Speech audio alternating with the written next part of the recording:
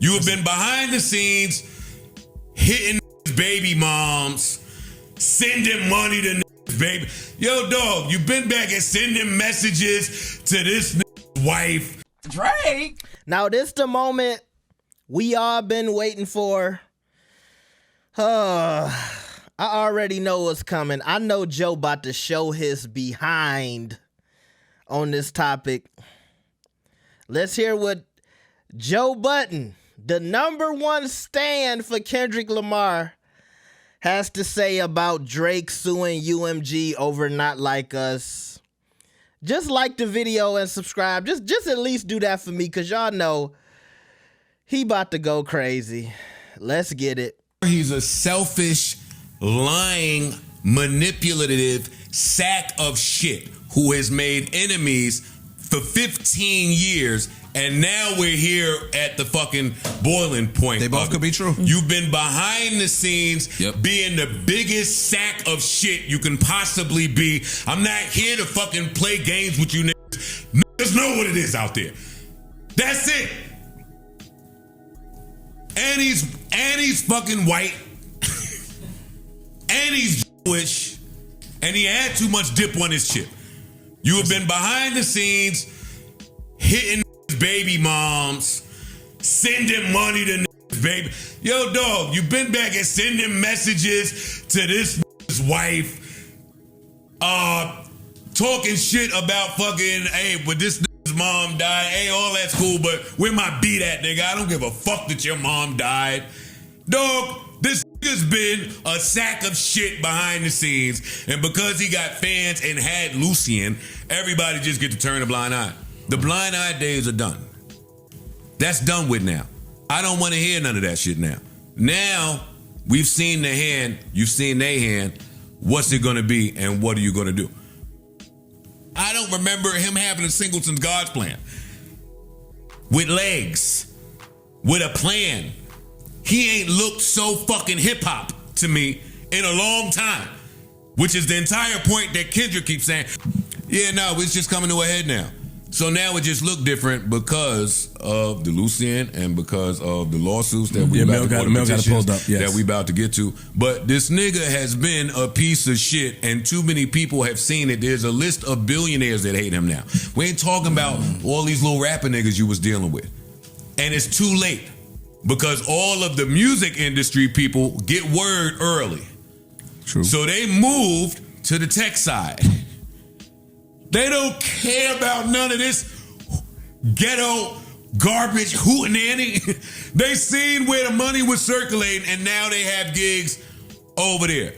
Shout out to Nas and all the other artists that seen what it is and went to create over there now. It's you that stayed in the game for too long. They don't care about nothing that he built his house on, which is, I got all the hits. I got the #1s. I have the run, my album. Yo, we made that.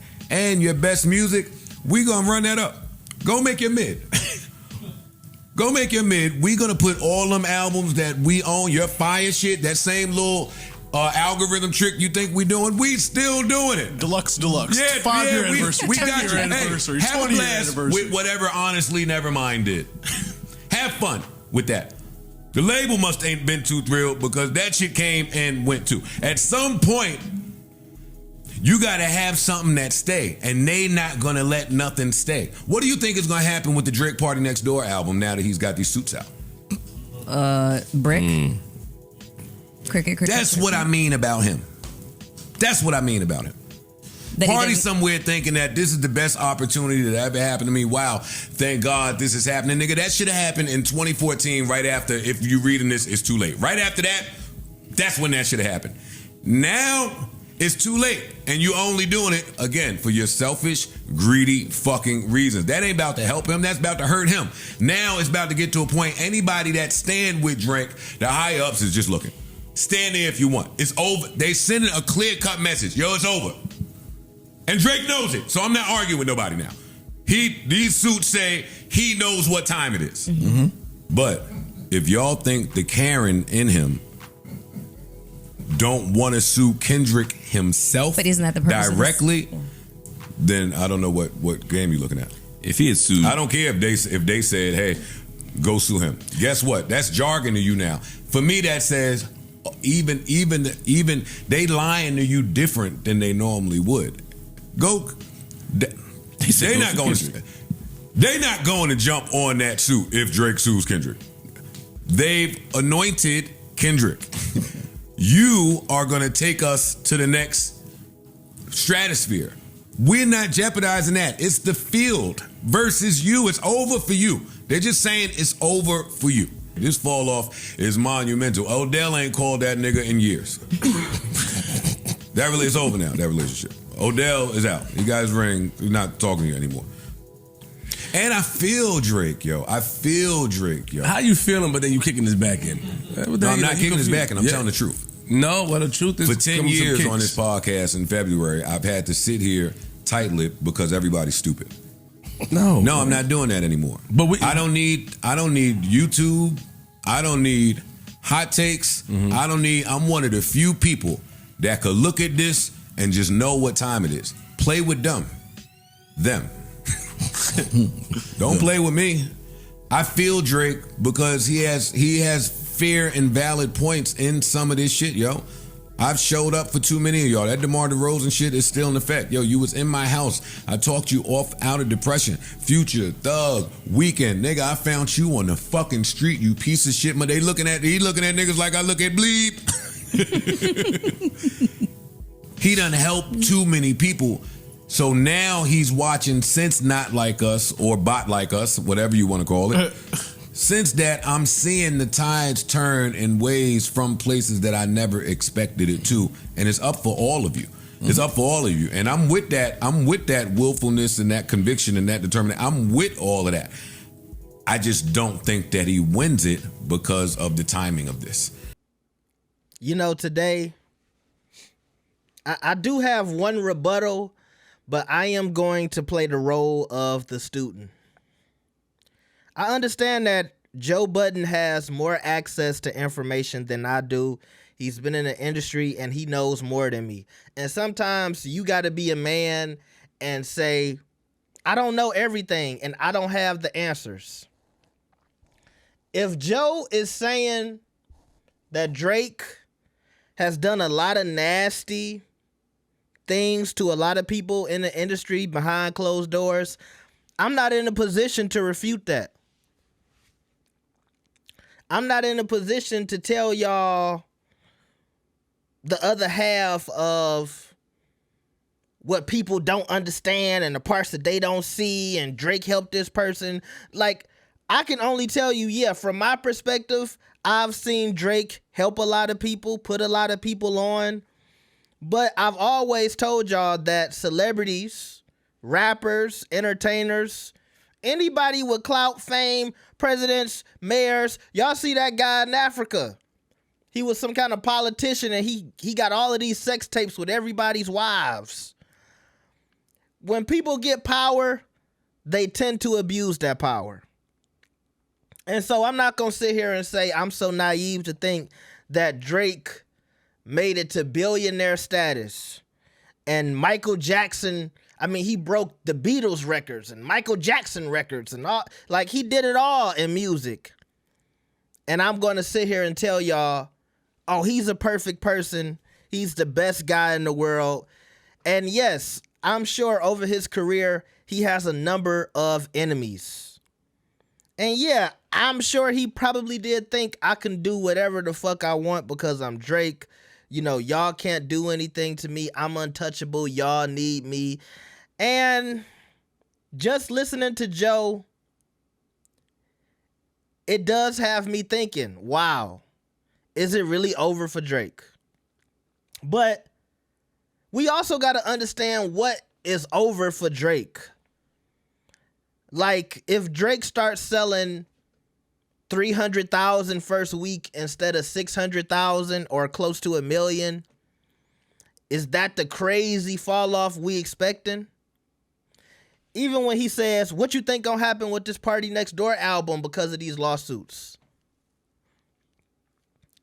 If this album doesn't do so well, Drake will have a scapegoat to say, you know, look, it's an R&B album with Party Next Door. you'll have some Drake fans blaming Party Next Door and saying, well, Party ain't so hot right now. If he would have did an album with Future, it might have been more successful. Even though I think a good pushback will be, but we've asked Drake to put out an R&B album for quite some time, and he never did it. And now he's done it, and it flopped. I mean, like, we just speculating.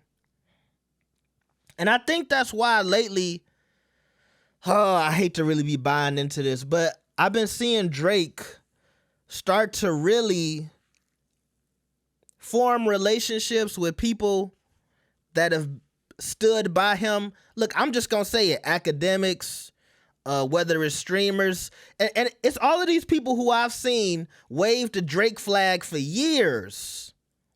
And now, I will say recently, he started to reach out to those people. He started to be more friendly with those people. He started to acknowledge those people. I did a video the other day about this streamer named Los Polos. Los Polos has been waving that Drake flag for over 10 years. Drake knew who he was. He never said anything to him until now. Then we add in the lawsuits. Now, I wish Joe would have spoke about Drake seemingly trying to go independent. But I also think he has a lot of shit about Drake he wanted to get off of his chest. But another thing I don't like is when he says, I'm not going to pretend no more. And I seen Kendrick kind of say the same thing, but I'm like, but why was y'all pretending in the first place? And I get it, it's business, it's relationships. He was at the top. He seemed like he had the power. But I still got the right to judge Kendrick and Joe Budden for pretending like you like this guy. And anybody else who pretended. And now all of a sudden, when you see the tea leaves and you think, okay, they not rocking with him, the label's not rocking with him, it's time to go after him. Joe speaking in this manner, it really started making me think about the 20v1. Like, what did all of those artists hear? What did they see coming down the pipeline for them to say, hey, we gonna all turn our backs on him? Like, we gotta go back to the Kendrick beef because maybe even Kendrick, he smelled it in the air. And see, when Drake is suing UMG, would it be crazy to think that maybe Kendrick and the rest of those artists got some information saying, hey, we not going to be pushing Drake's music like that. Talking about the record label, allegedly. So it's open season on them. If y'all don't like him, go after him. Because we not rocking with him either. Which might be the reason that he's really suing UMG. Because he might feel like they gave the okay for everybody to go after him. Because I still think the timing is very funny. Like, why now? Is it because right now he looks like he's at his weakest and now it's time to, like, let the dogs go? Because everything, like I said, two things can be true. Drake could be a piece of shit. But at the same time, with his label situation, this could be the weakest moment he's ever been in. And everybody decided to take advantage of that. But it's a critical time for Drake. And I don't know if I said this before. I think in times like this, your enemies can teach you the greatest lessons. You got an issue with Joe Budden, Drake? Fine. But you know why I always respect Joe Budden? Because it's been 20, 30, 50 times where I sat here and this, like, fuck even before Joe Budden started doing the podcast. Me sitting here with my platform, I only been doing YouTube for about 3-4 years. But y'all know my name is Never Gave Up. And one of the people who still inspire me, no matter if I don't agree with them or not, is Joe Budden. Because I've sat in this chair and I've seen people ready to say, Joe Budden is done. Joe Budden is out of here. Oh, he fucked up this time. Ain't no coming back. I remember when the podcast first started, I remember Charlamagne the guy saying, yeah, I think Joe is going to fuck this up. And then he had to come around and start doing the end of the year wrap up because he was wrong. And Joe managed to just navigate through all of the pitfalls. And then Rory Amal left and y'all thought it was over and he came back. And then he had some issues with some other people that was on the network and he came back and he came back and he came back. That's what Drake need to be trying to tap into right now. See, when you start reading them books, The Art of War, these are the tactics that Drake need to start getting into. And see, instead of reaching out to everybody who like you, you need to start reaching out to your biggest haters. Because even with Joe talking all this shit, if Drake wanted to sit down, Joe would sit down with him. And I'm sure Joe would keep it real with him. But I do think this is a time where we need to see a different side of Drake. Don't just start kissing up to all the people that F with you. Start having real conversations with your biggest naysayers so that people can start to get a better understanding of not only what this lawsuit is, of who you've been for 20 years that we haven't seen. And I'll give Drake this. I'll give Drake this. I've told y'all this a few times.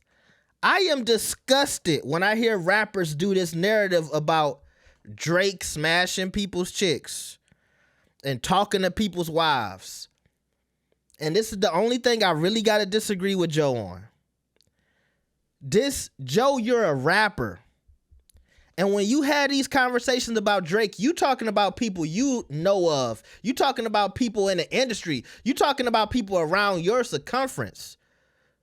But hip hop has been built on the thing that you try to criticize Drake over.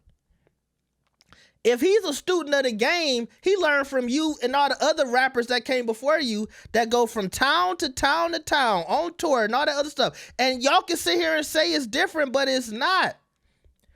It's cool when you land in somebody's town and you smash their baby mama, their sister, somebody's daughter, somebody's auntie, and y'all laugh about it because it's some girl you'll never meet again, but y'all don't care about the repercussions of what happens when y'all leave town and y'all and just smash some random chick. This is what hip-hop has been built on. And nobody cared about Superhead's family and all of the shit she had to deal with by being Superhead. Y'all made sure Superhead stayed in the game and she sucked off everybody. I'm not saying Joe Budden had anything to do with that. I'm just talking about the industry. And y'all been passing girls around. Doing like, I hate that argument when it comes to Drake, bro. Especially when it comes from rappers. It's a million dudes right now who probably hate Joe Budden over a female. It's a million dudes right now who probably hate Lil Baby, Young Thug, Lil Uzi. I don't care what. The most flamboyant rappers, the hardest rappers, Travis Scott, Gunna. It's dudes all over America who got a story about how a rapper took their girl. I hate how they try to act like it's different now because Drake was doing it within the industry and it's supposed to be some secret code because y'all know each other. Nah, bro. All y'all nasty. All y'all do that. All y'all been texting somebody's wife and giving them money and sending messages. That's the part I always hate about it. And I think sometimes Joe been living that lifestyle so long, he's convinced himself that that's cool and that's normal. It's like, bro, you done destroyed families, I'm sure, and relationships. I get it, you rich and famous now, but all of y'all have. Y'all have all done that. I'm sure. Unless you go tell me, it's a rapper out here who was he was the Christian rapper and he never did any of that. I know multiple dudes who came to my city and I seen girls have to deal with the repercussions of messing with the rapper who was in town for the weekend. That rapper don't care about that. So please stop using that in this reason for people to hate Drake. I was more convinced when Joe said, somebody's mother passed away and he said, I don't care, I want the beat. Stick to stuff like that. Think to people's like being just a bad person. Don't speak to the shit that all of y'all do. That's the only thing I will give Drake when it just comes from me not knowing all of the ish that Joe is talking about when it comes to the behind the scenes stuff. Okay? But look, I will say Joe is very convincing when he says, we might be looking at the end of Drake. And I think the end of Drake means the end of him being like the sole emperor of hip hop. I don't think it means the end of, people listening to his music. It just, maybe we in a time where it won't travel so far. And I want to know what y'all think about that, man. But, wow. It was like Joe was saying that, and I was just trying to picture, like, what would the landscape look like? And I don't think people like me, Drake fans, I don't know if we can, I'm not saying we can't handle it, but it's just hard to imagine where, like Drake ain't that guy no more. It's hard. And the Kendrick fans, look, last thing. I keep telling y'all, I don't know why I'm tripping, because Kendrick, J. Cole, and Drake, they right around the corner from being legacy acts. We still got to remember all these dudes pushing 40. So how much time did they really have in the game anyway? Let me know what y'all think about this. Like the video and subscribe. I'll see y'all next time. Peace.